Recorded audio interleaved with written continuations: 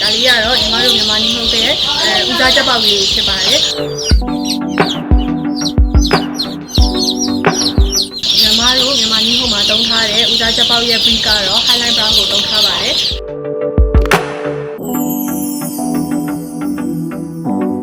brown မှာဆိုလို့ရှိရင်တော့ဦးစားချက်ဒီမှာသူကဦးနှောင်းကောင်းဆုံးနဲ့ဥဝေကောင်းဆုံးချက်မျိုးစားဖြစ်ပါတယ်။ဒီဟာလေးတွေကတော့ညီမတို့ခြံရောက်ပြီးတော့နှစ်ရက်သားအခြေအနေလေးတွေဖြစ်ပါတယ်။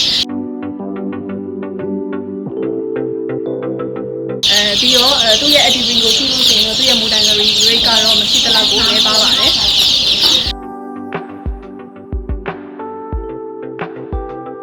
ဒီလိုရှိရင်ဒီခြံမှာကညီမတို့ဘာစာသုံးနေလဲဆိုလို့ရှိရင်ညီမတို့ရဲ့ new home ရဲ့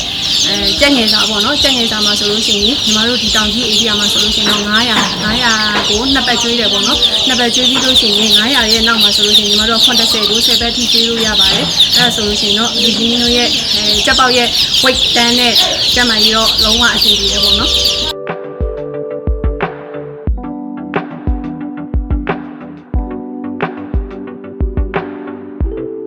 ညီမတို့ဒီဟုတ်ကပတ်ကနေပြီးတော့ချက်ပေါက်လေးရောက်ပြီဆိုလို့ရှိရင်စားပိတ်တွေနဲ့ချက်တွေရဲ့ချက်မာကြီးကိုလိုက်ပြီးတော့